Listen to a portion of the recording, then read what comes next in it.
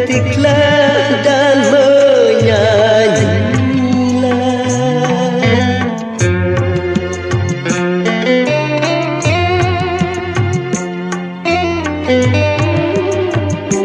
Semoga akan terobati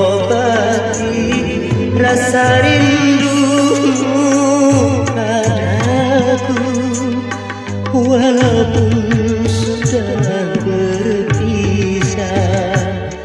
hati kita bersatu. Memang gitar tua ini menjadi kenangan.